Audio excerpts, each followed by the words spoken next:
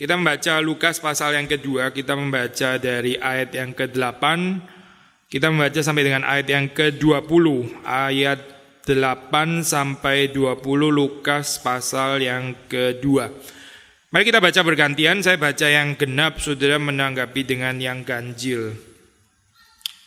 Di daerah itu ada gembala-gembala yang tinggal di padang menjaga kawanan ternak mereka pada waktu malam. Tiba-tiba berdirilah seorang malaikat Tuhan di dekat mereka dan kemuliaan Tuhan bersinar meliputi mereka dan mereka sangat ketakutan.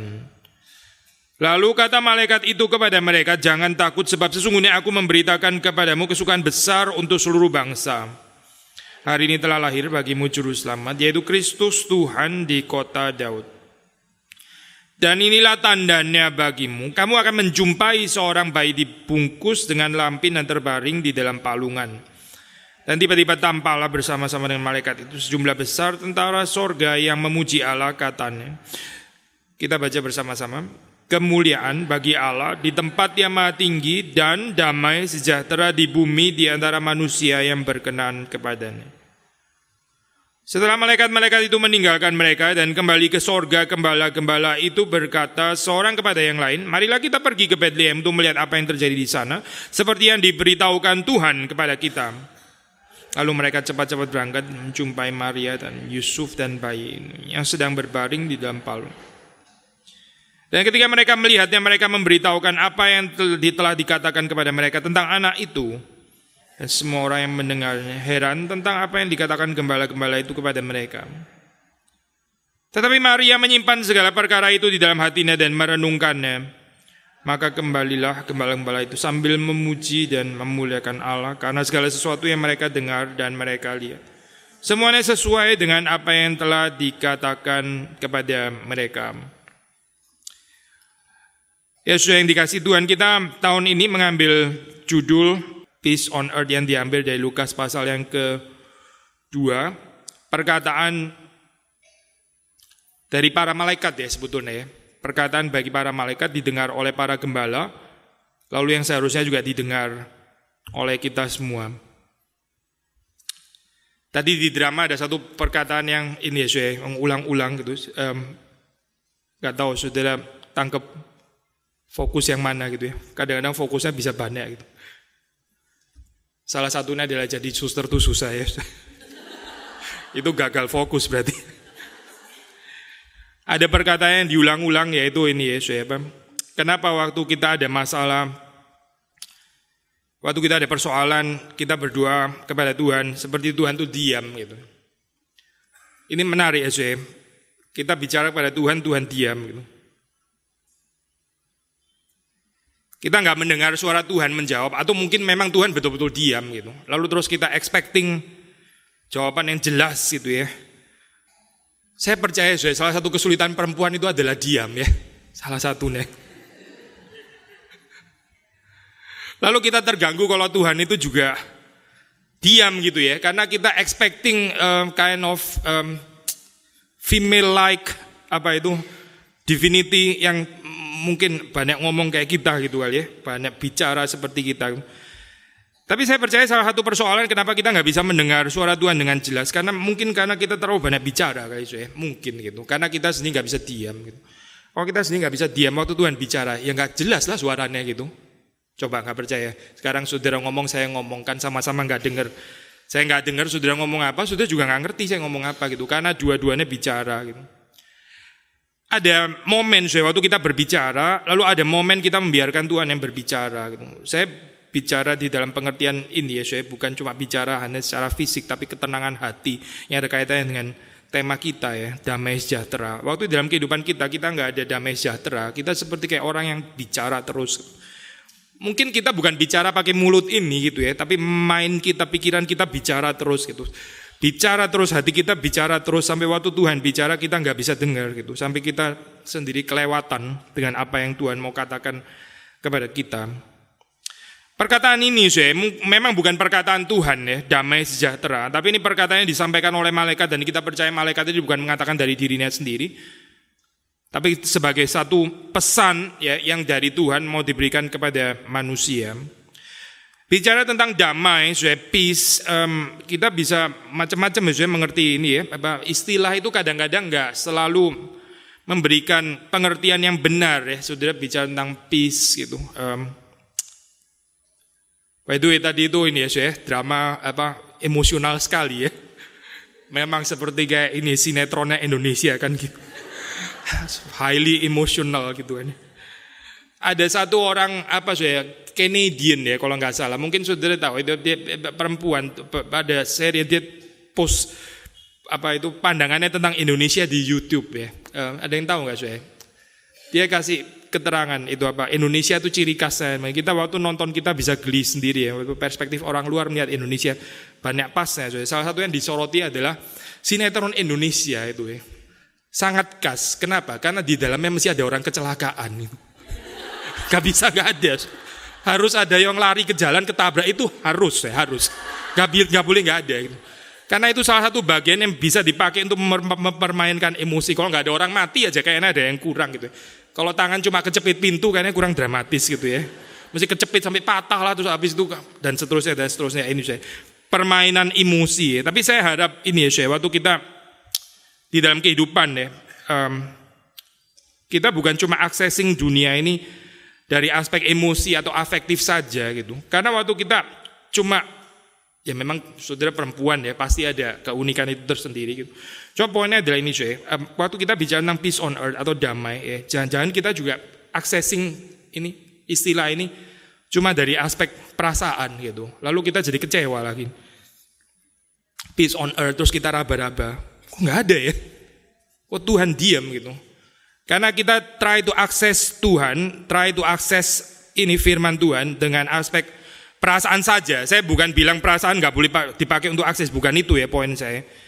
Tapi perasaan saja, saya merely afektif. Akhirnya kita nggak kecewa gitu. Akhirnya kita kecewa karena mungkin peace atau damai sejahtera yang kita harapkan, yang kita mimpikan, yang kita bayangkan nggak sesuai dengan yang Tuhan berikan. Kita hidup di dalam satu dunia yang penuh dengan konflik, konflik whether di dalam ini ya makro konflik. Tapi ada skala yang lebih kecil, mungkin ya yang paling kecil ya, yang paling kecil bahkan di dalam konteks kehidupan keluarga kita, gitu. Suami, istri, seperti tadi enggak seperti tadi lah saya. Tadi itu terlalu dramatis tadi waktu mulai drama saya langsung kepikir mudah-mudahan drama ini enggak dipentaskan di Natal lansia. Nanti bisa ada yang mengalami peace in heaven beneran. Langsung berangkat ketemu Tuhan karena mulai dengan teriakan-teriakan. Tensi saya tadi mungkin naik waktu diperiksa. Kita dari konflik yang paling gede sampai konflik yang paling kecil, konflik yang paling sederhana, konflik antara orang tua anak, antara suami dan istri di dalam berbagai macam grade, di dalam berbagai macam degree, di dalam berbagai macam ini ya tingkatannya gitu. Lalu siapa yang nggak mau damai di dalam keadaan seperti ini kan ya? Kita capek ya, capek gitu waktu kita berada di dalam konflik itu kita benar-benar lelah, kita tired. Dan dunia ini menyediakan damai dunia ini. Yesus pernah mengatakan damai yang kuberikan itu bukan seperti yang diberikan oleh dunia ya. Sudah pernah tahu kan ya ayat ini kan ya. Maksudnya apa Dunia sendiri punya alternatif ya gitu. Yesus bukan bilang damai yang kuberikan ini sesuatu yang gak pernah ditawarkan oleh dunia.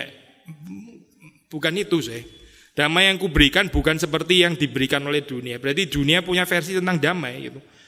Dunia itu punya pengejarannya juga tentang damai. Dunia itu gak jelek-jelek banget sampai merayakan konflik begitu ya. Sampai so happy kalau dunia ini penuh dengan konflik. Dunia ada damainya juga untuk mengobati konflik.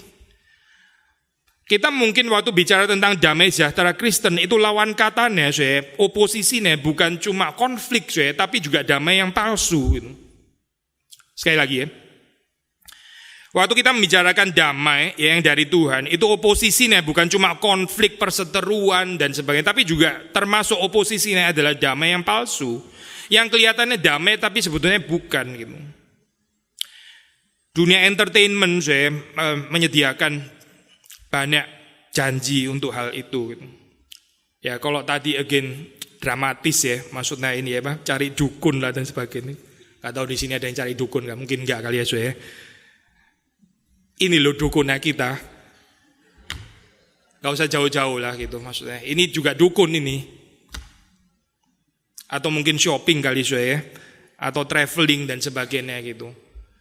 Menyediakan semacam damai gitu, distraction. Yang paling celaka itu gereja, gereja. Untuk menghindari konflik di rumah, saya pergi ke gereja. Ketemu orang-orang yang sopan, ya, nggak pernah teriak-teriakin saya gitu kan ya. Tiba-tiba saya mendapatkan semacam sorga di sini, di gereja. Gitu. Tapi gereja sebagai tempat pelarian, pelarian kesulitan keluarga. Gitu. Ini ngeri sekali ya, Ya mungkin sedikit lebih baik daripada pergi ke tempat-tempat yang bukan-bukan itu kan, somehow lebih kudus gitu. Tapi di hadapan Tuhan, bagaimana ya Tuhan melihat ini? Orang Farisi itu pernah ditegur waktu Yesus menghadapi kemunafikan mereka. Ya. Mereka bilang, ya kita nggak bisa lagi lah tolong orang miskin lah susah. Kenapa? Karena semua termasuk juga orang tua kita, keluarga sudah nggak bisa lagi lah. Kenapa? Karena semuanya sudah dipersembahkan tuh bait Allah. Semuanya sudah dipersembahkan tuh bait Allah. Orang-orang Farisi, Yesus bilang mereka munafik. Karena mereka melarikan diri ke bait Allah, menjauhi urusan keluarga yang nggak pernah beres di dalam hidup mereka. False peace itu, false peace mungkin yang paling bahaya kali ya, karena wilayahnya wilayah rohani sebetulnya yang dimasuki gitu.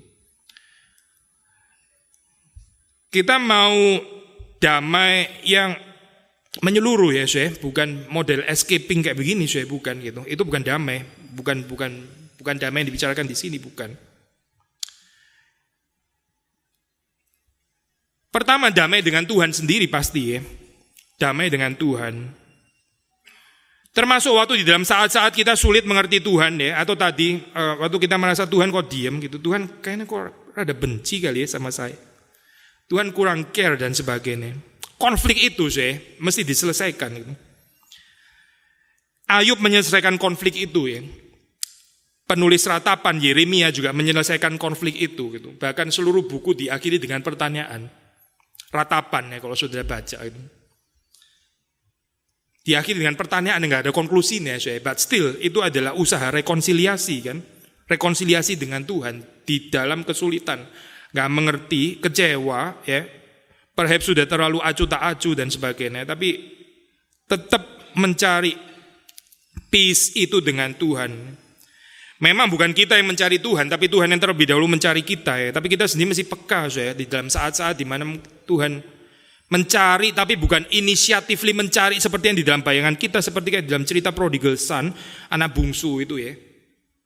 Apa cerita itu jadi kurang reform sudah tahu ya cerita itu kan ya. Ayahnya kan sekedar menunggu gitu. Apakah ini jadi salah di dalam cerita ini? Kok jadi anak bungsunya yang balik mencari ayahnya, bukan ayahnya yang mencari siapa ini? Anak bungsunya gitu. Tetap tetap.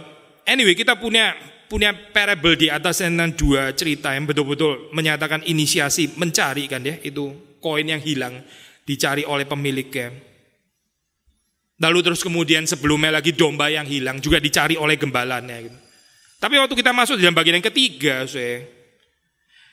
ada saat di mana Tuhan seperti diam memang. Seperti nggak mencari gitu, seperti nggak peduli. Seperti kita yang mesti mencari dia gitu. Tapi sebenarnya dia menunggu dia menunggu. Dia bukan acuh tak acuh, dia bukan terus kaget waktu anak bungsu itu balik. Loh, kok lu tiba-tiba balik? Oh tidak, nggak ada cerita itu. Yang kita baca adalah bapaknya itu menunggu.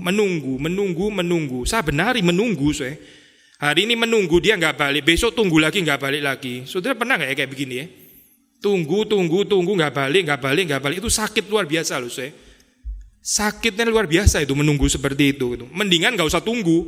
Ntar kalau balik ya dia muncul sendiri gitu kan ya, Ini apa kita di dalam ego kita. Tapi Tuhan bukan begitu, Kelihatan seperti agak pasif, tapi ada saat-saat di mana memang kita yang masih mengejar Tuhan, bukan Tuhan yang mengejar kita. Bukan karena dia tidak lagi mencari kita.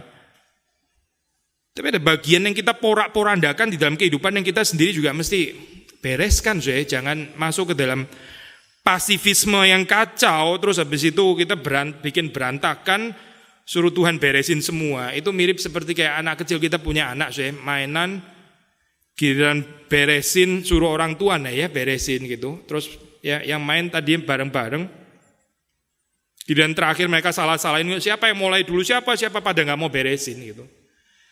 Yang bikin berantakan siapa Lalu terus kemudian Tuhan mesti beresin semuanya. Alkitab nggak sepakat dengan gambaran pasifisme kayak begini. Ini bukan ajaran Alkitab gitu.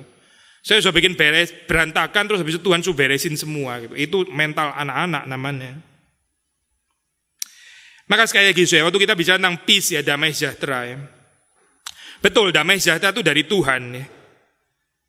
Tapi kita sendiri juga mengejar damai sejahtera itu. Kalau sudah baca dalam cerita tadi ya,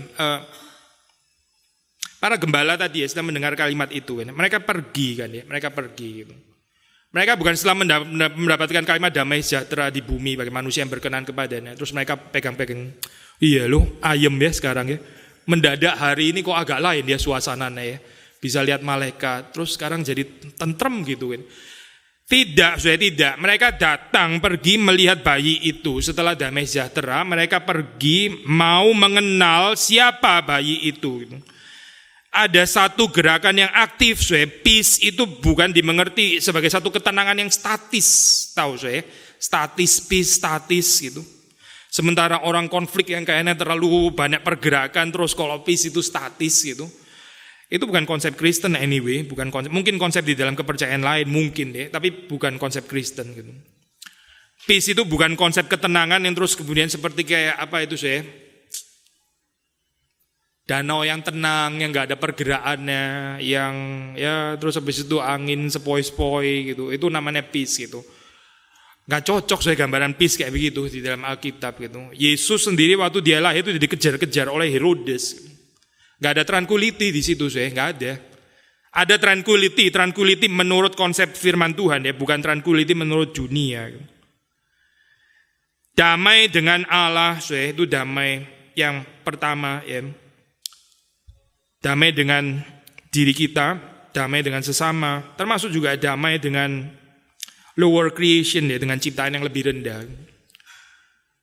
Ini antara apa ini makhluk ya. Saya mau bicara apa sih waktu kita bicara tentang damai, jangan lupa damai itu nggak bisa dimengerti tanpa relasi. Damai itu aspek relasional. Damai itu membutuhkan yang lain untuk kita bisa bicara damai gitu. Saya nggak bisa memahami individual peace itu gimana personal peace, individual peace. Saya di rumah sendirian tenang, nggak ada yang ganggu. Itu bukan damai. Karena damai itu selalu ada urusannya dengan yang lain. Sekali lagi ya, kita dengan Tuhan, kita dengan diri kita sendiri termasuk dengan orang lain, dengan lower creation. Berarti damai itu cuma bisa dihayati melalui relasi. And yet waktu kita bicara relasi itu banyak sekali resikonya ya. Resikonya itu banyak sekali berelasi itu gitu. Kalau nggak relasi kan nggak banyak resiko kan Kalau saya nggak ngomong sama orang, dia nggak ngomong sama saya, kelihatannya kan peaceful gitu kan ya. Yet itu bukan peace. Kalau menurut Alkitab itu bukan peace. Kita nggak mungkin mengerti damai tanpa relasi. And yet waktu relasi itu sekali lagi ya kita nggak usah ngomong relasi dengan orang lain lah. Relasi dengan Tuhan pun juga bisa ada resikonya Resiko apa sih? Resiko ternyata yang saya pikir nggak sama dengan yang Tuhan pikir. Waktu saya minta gini, ternyata Tuhan punya pikiran lain. Ini kan semacam resiko kan Orang Israel tuh mereka mengharapkan Mesias. Mereka datang dengan pengharapan Mesias menurut pandangannya mereka. Lalu terus Yesus memperkenalkan diri sebagai Mesias. Ini relasi kan nggak ketemu ternyata gitu. Ternyata nggak cocok konsep relasinya gitu. Waktu Yesus membuat mujizat mengenyangkan banyak orang ya, 5.000 orang lebih dengan perempuan dan anak-anak. Terus kemudian Yesus memperkenalkan dirinya lagi. Ini mau bikin relasi, nggak cocok lagi nggak cocok. Karena mereka punya bayangan mereka sendiri tentang seharusnya bagaimana gitu.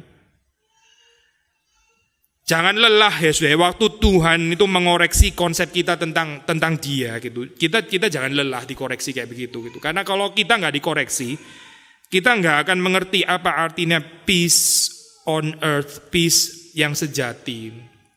coba melihat gambaran ini ya, waktu gembala-gembala itu kan mendapat visi malaikat menyanyi ya, itu kita bisa bayangkan so glorious gitu, begitu megah. Tapi setelah malaikat itu pergi, terus mereka menghadap bayi Yesus ya. Gak ada cahaya kan di situ kan saya. Cuma Rembrandt yang kasih cahaya kuning-kuning gitu. Rembrandt, Caravaggio apa gitu ya dan sebagainya. Tapi aslinya gak ada tulisan, ada cahaya gak ada. Maksudnya bayi biasa kecil gitu. Rada anti klimaks ya Yesus ya pengalamannya kan, betul kan? Anti klimaks itu. Setelah melihat malaikat ya menyanyi begitu bagus, tiba-tiba cuma lihat bayi kecil gitu. Gak ada cahayanya, gak ada apanya gitu kan ya. Mesti ada orang lain yang kasih emas, mur, kemenyan dan sebagainya. Kayak gambarannya agak suram gitu ya. Menurut dunia saya mendingan tadi waktu malaikat tadi ya, lebih terang benderang dan sebagainya. Tapi ini gambaran peace yang mau diajarkan. Ada perdebatan saya di dalam kata ini ya, saya kata apa itu peace on earth, saya baca bahasa Indonesia ya. Damai sejahtera di dalam bahasa Indonesia di antara manusia yang berkenan kepadanya. Maksudnya kita mesti mengerti kalimat ini bagaimana ya? Inklusif atau eksklusif? Ini berita universal atau untuk sebagian orang? Saudara mungkin pernah dengar ya tafsiran kayak begini ya. Ini damai sejahtera di bumi di antara manusia yang berkenan kepadanya. Maksudnya ini damai sejahtera di bumi hanya di antara manusia yang berkenan kepadanya, atau damai sejahtera di bumi untuk semua manusia, yaitu manusia yang kepadanya Tuhan berkenan gitu. Nang bahasa perbedaan ini ya. Jadi istilah yang di dalam bahasa Indonesia itu kan juga rada ambigu ya. Yang apa gitu ya. Istilah yang itu bisa membatasi. Maksudnya ini ya. Botol yang kosong. Ya berarti kita bicara cuma botol, ada botol baik yang kosong dan tidak kosong. Terus saya bilang botol yang kosong. Berarti hanya botol yang kosong saja, bukan semua botol. Nangkep ya? Botol yang kosong, bukan semua botol. Itu berarti yang di dalam pengertian yang langsung eksklusif gitu. Tapi saya bisa bicara yang di dalam pengertian botol ya, yaitu yang terbuat dari plastik ini gitu. Kita nggak ngomong yang terbuat dari beling ya. Anggaplah misalnya botol itu memang terbuat dari plastik. Ini cuma mendeskripsikan sebelumnya gitu, botol, atau gini lah, ini yang lebih sederhana ya. Botol yaitu yang dipakai untuk mengisi air yang orang daripadanya minum. Nah, kebiasaan poin ini ya. Botol yaitu botol yang biasa dipakai orang untuk minum air gitu. Ini saya nggak sedang membatasi botol, hanya botol yang dipakai. Memang semua botol dipakai untuk minum, untuk apa lagi kalau nggak begitu kan ya. Jadi saya cuma pakai istilah yang itu untuk menjelaskan fungsinya botol. Botol yaitu yang dipakai minum, sederhana kan saya. Nah ini loh, waktu kita mengerti kalimat ini sebetulnya bagaimana? Karena di dalam bahasa aslinya saya dua-duanya ini bisa diterjemahkan seperti itu. Nggak harus diterjemahkan secara eksklusif, yaitu manusia. Jangan lupa ya, hanya yang berkenan kepadanya. Memang bisa diterjemahkan seperti itu. Tapi juga bisa diterjemahkan damai sejahtera di bumi di antara manusia. Yaitu ya, siapa itu manusia? Manusia itu yang Tuhan berkenan, makhluk yang Tuhan berkenan kepadanya. Nangkep gak saya? Jadi manusia yang kepadanya kepada manusia itu Tuhan berkenan. Dua-dua ada menariknya, saya mau mempertahankan ambiguitas ini ya, karena ini kelimpahan tafsiran sebetulnya kita mungkin nggak harus memilih gitu. Kalau saudara pilih tafsiran yang universal itu konsisten dengan ayat sebelumnya, dan kalau sudah baca komentar ada komentar yang menafsir seperti itu. Damai sejahtera itu diberikan bagi semua orang, bagi semua orang. Kita baca ini ya, ayat 10, jangan takut sebab sesungguhnya aku memberitakan kepadamu kesukaan besar untuk seluruh bangsa, untuk all people, semua orang. Ya, bukan untuk sebagian orang loh. Bukan cuma untuk bangsa Yahudi saja, untuk seluruh bangsa. Ini all people. Jadi waktu dikatakan manusia ya yang kepadanya Tuhan berkenan, ya semua manusia. Kalau manusia akhirnya nggak mendapatkan itu ya, karena manusia sendiri yang menutup dirinya dari damai sejahtera itu persoalan daripada manusia. Ini universal offer of grace. Di dalam reform teologi juga ada poin ini kan, the universal offer of the gospel. Tapi memang ada yang menolak kan akhirnya. Di sisi yang lain, kita juga bisa tafsir di dalam pengertian manusia yaitu manusia yang berkenan kepada. Sebutnya terjemahannya lebih baik ya, bukan manusia yang berkenan kepadanya, tapi manusia yang diperkenan oleh Tuhan ya. Sudah melihat arah bedanya ya. Ini bukan manusia yang berkenan kepada Tuhan, tapi manusia yang kepadanya Tuhan berkenan. Nangkep gak ya? Yang diberikan favor oleh Tuhan gitu. Bukan manusia yang bisa pleasing Tuhan. Itu siapa yang bisa pleasing Tuhan? Manusia yang kepadanya Tuhan itu berkenan ya. Jadi ini arahnya dari atas ke bawah gitu. Nah kalau kita tafsir secara particular, secara eksklusif, siapa ini manusia yang diperkenan Tuhan itu ya? Siapa? Di dalam cerita ini gembala-gembala, gembala-gembala itu manusia yang diperkenan oleh Tuhan. Gembala-gembala ya, orang-orang yang nggak terlalu penting di dalam masyarakat. Ini bukan Herodes, bukan ahli Farisi, ya, bukan ahli Taurat, bukan Farisi, bukan gembala-gembala. Kelompok yang marginal ya, yang defenseless, yang nggak ada pengharapan, yang ya oke lah nggak penting, namanya juga siapa nggak tahu gitu ya. Orang Majus pun lebih keren gitu kan ya, lebih keren.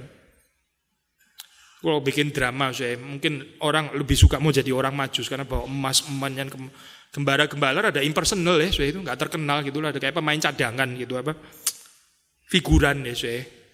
Gembala-gembala ini yang diperkenan oleh Tuhan, kontras dengan Herodes yang dilewati, Pilatus yang dilewati, bahkan pemimpin-pemimpin agama yang dilewati.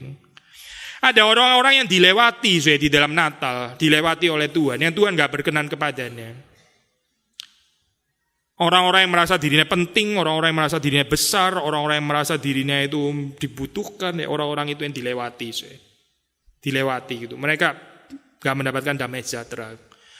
Karena mereka punya damai sejahtera mereka sendiri gitu, yang membuat akhirnya damai sejahtera yang dari Tuhan itu seperti nggak relevan.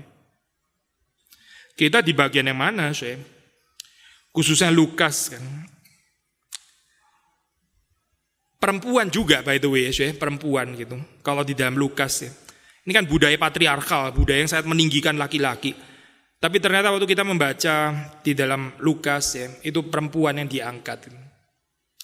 Saya bicara begini, saudara jangan sombong ya. Ini kita sekarang di dalam sosiologi yang luar biasa berbeda. Perempuan sekarang banyak yang kurang ajar terus terang saudara. Sehingga akhirnya jadi bukan perempuan lagi gitu. Jadi mirip budaya patriarkal di dalam Alkitab yang akhirnya dilewati lagi. Saudara tangkap ya poin ini ya. Kalau di dalam zaman dulu itu orang laki-laki yang sombong. Saya laki-laki itu cuma perempuan. Lalu Tuhan ya berkenan kepada kelompok marginal seperti perempuan. Sekarang mungkin perempuan yang memarginalisasi laki-laki kayaknya. Perempuan yang sombong kali sekarang yang sok hebat dan sebagainya. Akhirnya mengencet laki-laki. Nah, akhirnya Natal untuk laki-laki, akhirnya bukan untuk perempuan itu. Another reversal motif sekarang ya. Saya nggak tahu kita di dalam posisi apa gitu. Tapi intinya kalau kita menangkap di dalam konsep Lukas ya, saudara akan mendapati bahwa Tuhan tuh nggak tertarik dengan social order yang dibangun oleh dunia ini gitu. Tuhan sama sekali nggak tertarik gitu. Dia punya ordernya sendiri, Tuhan ya. Gembala-gembala di sini misalnya ya. Ada malaikat khusus yang memberitakan kepada mereka gitu. Bahkan Maria pun yang so blessed, Alkitab menyebut ini yang the blessed Mary ya. Maria yang berbahagia pun satu malaikat kan ya. Ini berapa malaikat cuma satu gitu. Gembala-gembala ini gitu. Siapa yang lebih penting ya di sini itu ya? Ya, saya bukan mau bikin ranking sih di sini.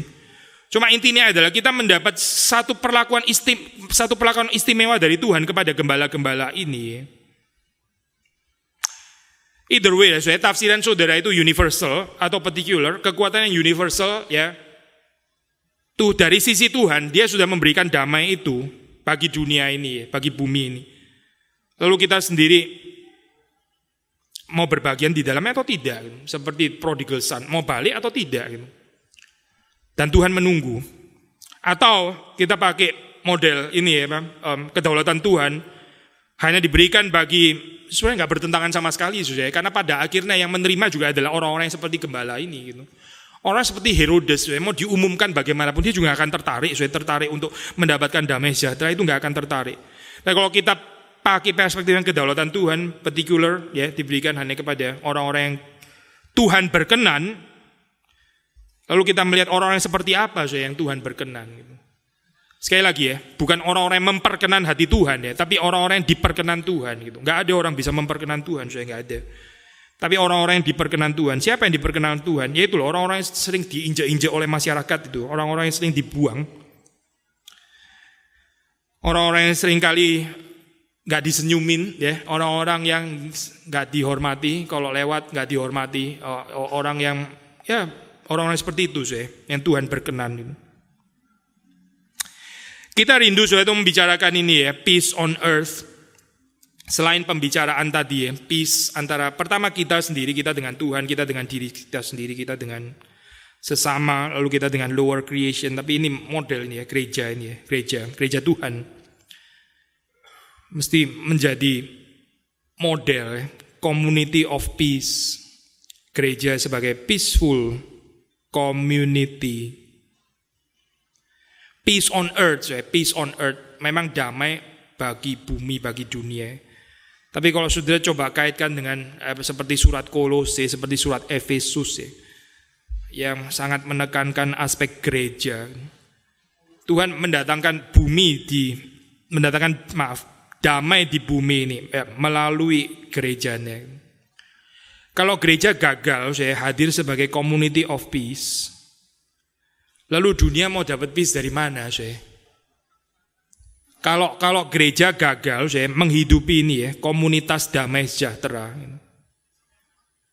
Lalu terus kemudian dunia ini pengharapannya dari mana lagi? Gitu. Alkitab menyebut kita ini tubuh Kristus ya, tubuh Kristus. Tubuh Kristus itu ya berarti mewakili Kristus ya. Kristus terangkat ke sorga ya, tubuhnya itu naik ke sorga. Lalu kita disebut tubuh Kristus. Berarti apa sih? Kita ini menggantikan, mewakili kehadiran Kristus secara tubuh di sini, di bumi. Kehadiran Kristus melalui kehadiran gerejanya, melalui kehadiran tubuhnya. Dan tentu saja juga kehadiran rohnya. Mari kita belajar saya di dalam ini tahun yang akan datang, ini berita Natal, lebih lagi menghayati apa artinya gereja menjadi komunitas damai sejahtera. Bukan di dalam pengertian kesempurnaan yang nggak bisa menyakiti lagi satu dengan yang lain, pasti bukan itu saya, karena itu nggak realistis. Dan sudah pasti bukan diminimize dengan cara ya udahlah nggak usah terlalu dekat sama orang gitu, ntar deket terlalu orang ntar ada konflik lagi, juga bukan itu pasti gitu. Karena itu juga bukan berarti persekutuan gitu. Tapi bagaimana kita bisa overcome konflik ya, bagaimana kita bisa overcome ketersinggungan ya. Bagaimana kita bisa overcome those broken relationships itu ya, seperti tadi di drama itu, yang kemudian di overcome gitu. Broken relationship selalu ada, karena kita ini sinful. Bagaimana nggak ada broken relationship? Ada pasti gitu. Di keluarga kita juga ada.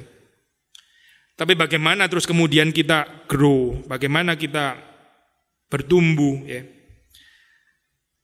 Alkitab mengatakan blessed are the peacemakers. Blessed are the peacemakers. Berbahagialah orang yang membawa damai. Mereka itu disebut anak-anak Allah. Tentu saja bukan berarti kita membawa damai lalu kita layak disebut anak-anak Allah. Bukan itu pasti ya. Tapi membawa damai itu harusnya fungsinya anak-anak Allah. Kalau kita bilang kita ini anak-anak Allah, Yesus itu anak Allah. Dan dia itu mendamaikan Bapa dengan manusia yang berdosa. Dia itu mediator, dia itu the true peacemaker. Dia adalah anak Allah. Lalu saudara dan saya kita disebut anak-anak Allah. Maksudnya apa sih? Maksudnya peacemakers ya, menurut ayat itu. Maksudnya kita bisa menjembatani, maksudnya kita bisa membangun bridge. Maksudnya adalah kita bisa berbagian di dalam story of reconciliation. Itu kita bicara tentang peacemaker berarti itu. Lawan katanya ya, setan lawan katanya yang selalu merusak gitu. Hubungan yang di dalam keadaan baik-baik jadi dipecah semuanya. Itu pekerjaan setan, lawan katanya anak Allah. Orang nggak di dalam relasi yang broken malah dibikin broken ya. Di mana dia hadir di situ bikin relasi jadi broken. Ini iblis ya, bukan anak Allah. Saudara dan saya dipanggil seperti Kristus menjadi peacemaker, dan waktu kita menjadi peacemaker itu ada korban ya, seperti Yesus sendiri juga Akhirnya mati di atas kayu salib karena dia menjadi peacemaker. Peacemaker itu bukan kita bilang sudahlah, lupakanlah kesalahan situ gitu. Terus kita datang, sudahlah, lupakanlah kesalahan situ. Peluk-pelukan selesai gitu. Saya tetap utuh gitu. Itu bukan kristologi yang kita belajar, bukan kristologi yang di Alkitab, bukan gitu. Yesus nggak bilang kepada Bapak, sudahlah, urusan gini aja kok marah-marah gitu. Terus bicara kepada manusia, ayolah, lu beribadah kepada Bapa kenapa sih gitu. Terus habis itu peluk-pelukan selesai gitu. Terus Yesus tetap utuh gitu. Itu bukan kristologi yang kita belajar, bukan gitu. Kristologi yang kita belajar itu Yesus luka, cedera, mati. Memulihkan relasi itu, Hidupnya sendiri hancur karena dia menjadi peacemaker. Ada korban, ada korban di situ. Perhaps korban disalah mengerti juga takaran mungkin yang paling kecil.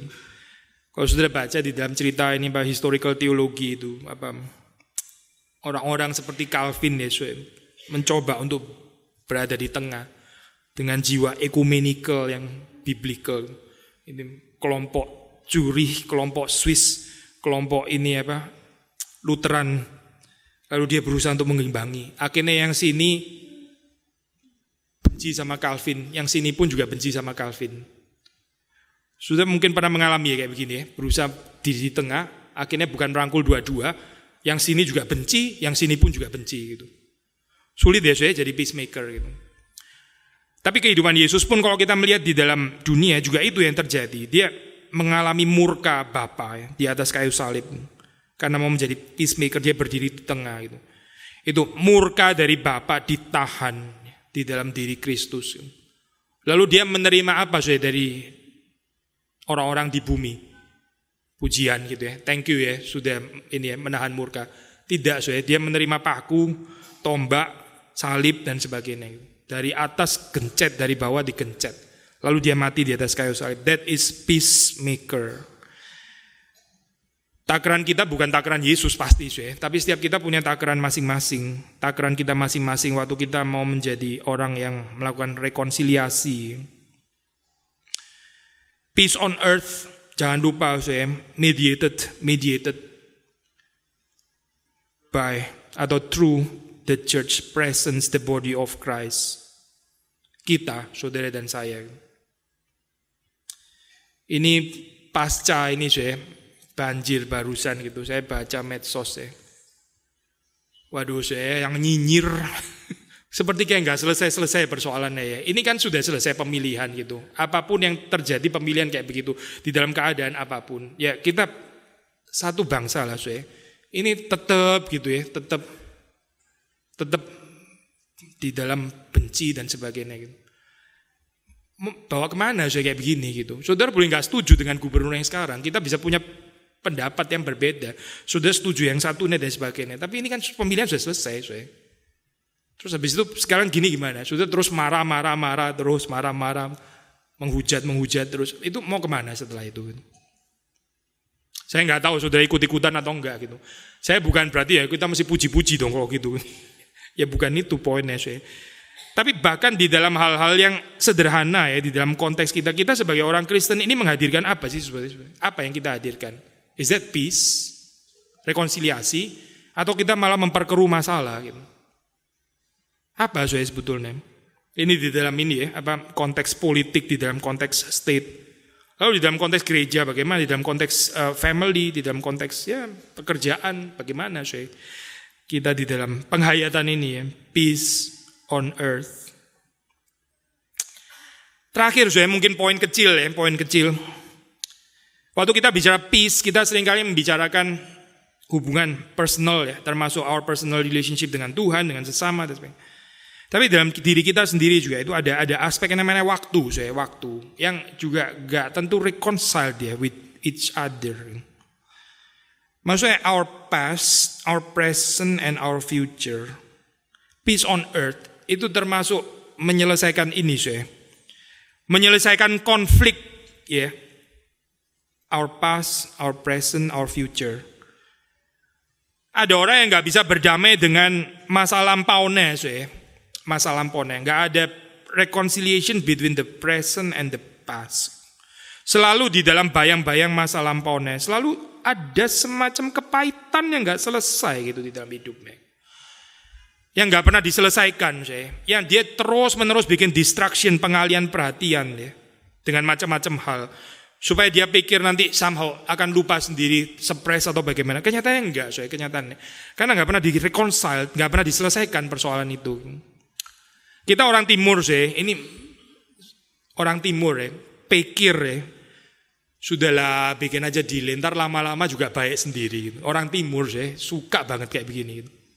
Nggak mau selesaiin masalah, lalu mengharap setelah 2 tahun, 3 tahun sudah nggak jadi urusan penting lagi gitu. Di pending dengan harapan tuh orang lupa sendiri. Kalau masih inget terus ya berarti pendendam lu gitu kan kira-kira kan. Masa urusan 17 tahun lalu mau dibawa-bawa terus gitu. Kenyataannya nggak benar-benar selesai juga. Tuhan nggak pakai metode itu ya untuk kita gitu. Di pending gitu sampai dosanya kita dilupakan. Sampai Tuhan, aduh sudahlah itu sudah 1300 tahun yang lalu. Gak usah dibawa-bawa lagi. Mana ada prinsip kayak gitu dalam Alkitab. Tuhan nggak pakai cara itu kan. Itu caranya orang timur, caranya saudara dan saya. Pending sampai nggak selesai dan nggak pernah selesai. Our past dan present itu bagaimana? Ada rekonsiliasi atau tidak? Kalau nggak ada rekonsiliasi kita hidup di dalam dendam, di dalam grudges, di dalam kepahitan, perhaps di dalam trauma. Mungkin trauma masa kecil atau trauma apa? Nggak tahu. Mungkin trauma yang very recent. Tapi juga ada orang yang nggak bisa berdamai antara present and future. Dia nggak bisa menatap masa depan itu dengan damai. Orang yang khawatir terus, khawatir. Orang khawatir itu nggak ada damai antara present dengan future, nggak ada. Jadi dia melihat itu selalu negatif, semua lihat semuanya negatif. Karena apa? Karena nggak ada peace di dalam hatinya, nggak ada yang mendamaikan antara kekiniannya ya dengan masa depannya. Jadi setiap kali melihat masa depan selalu khawatir. Bahkan ada orang yang nggak bisa menghidupi sekarang. Ada orang yang gagal berdamai dengan present. Unreconciled, bukan cuma dengan past, bukan cuma dengan future, tapi juga unreconciled with present. Maksudnya apa sih? Ini orang selalu mimpi kalau nggak nostalgia ke belakang. Ya ini hati-hati orang yang suka setel lagu evergreen tahun 60-an dan sebagainya. Karena dulu lebih tenang sama daripada sekarang ya. Mungkin saudara adalah orang yang ke belakang gitu. Itu orang yang gak bisa living in the present itu. Gak bisa terima fakta terus mundur ke belakang terus. Atau orang yang gak bisa menghidupi present terus mimpi-mimpi selalu lihat ke depan itu. Nanti suatu saat nanti akan gini nanti, tapi nanti yang gak pernah kejadian gitu. Daydreaming orang yang melamun di siang hari bolong, mimpi gitu. Tapi waktu Tuhan memberikan kepada kita damai, itu para gembala, kita membaca di dalam cerita ini. Mereka langsung menghayatinya hari itu. Hari itu juga. Hari itu mereka pergi dan hari itu juga mereka mendapatkan Kristus. Mereka bukan cuma mengharapkan itu secara eskatological ya, yang akan datang gitu, tapi mereka juga bukan melihat ke belakang seperti murid-murid yang mau dipanggil Yesus, tapi saya mau menguburkan bapak saya dulu, saya ada ini, saya ada tugas, saya mau jual rumah dulu. Ini orang yang semuanya lihat ke belakang, gak bisa dipanggil Tuhan. Dan mereka juga bukan orang yang mimpi ke depan, tapi mereka orang-orang yang menghayati hari ini. Poin terakhir, terakhir, damai di bumi. Jangan lupa kalimat sebelumnya, kemuliaan bagi Allah di tempat yang maha tinggi. Itu nggak bisa dipisah ya dua bagian ini ya. Kemuliaan bagi Allah di tempat yang maha tinggi. Gloria in excelsis Deo. Damai sejahtera di bumi di antara manusia yang berkenan kepadanya. Kalau kita pakai tafsiran yang eksklusif ya, siapa itu yang Tuhan berkenan kepadanya? Yaitu mereka yang bisa melihat visi kemuliaan Allah yang ada di tempat yang maha tinggi. Kita nggak bisa bicara damai sejahtera, damai di dalam hati tanpa ibadah, nggak mungkin. Kita nggak bisa bicara damai untuk dunia ini tanpa sikap mempermuliakan Tuhan. Itu sama sekali nggak mungkin. Karena ayat ini satu kesatuan. Siapa orang-orang yang betul-betul mengalami damai sejahtera yang diperkenan oleh Tuhan? Yaitu mereka yang melihat, mereka yang mengagumi, mereka yang memandang kemuliaan Allah yang ada di tempat yang maha tinggi. Ya. Tempat yang maha tinggi, damai di bumi. Damai di bumi, kemuliaan Allah di tempat yang maha tinggi. Ada relasi antara yang di atas dan di bawah. Kiranya Tuhan memberkati kita semua. Mari kita masuk di dalam doa. Tuhan, kami bersyukur karena Engkau memberikan catatan yang kami bisa baca bagaimana para gembala ini diperkenan oleh Tuhan. Mereka adalah orang-orang yang menerima damai sejahtera. Tapi bukan hanya mereka, tapi seluruh bangsa, semua orang yang ada di bumi ini, siapa saja. Kami rindu Tuhan supaya kami juga bisa mengalami damai sejahtera ini dalam kehidupan kami, dan bukan hanya secara pribadi, secara individual, tapi kami sebagai kumpulan komunitas umat yang percaya kepada Tuhan.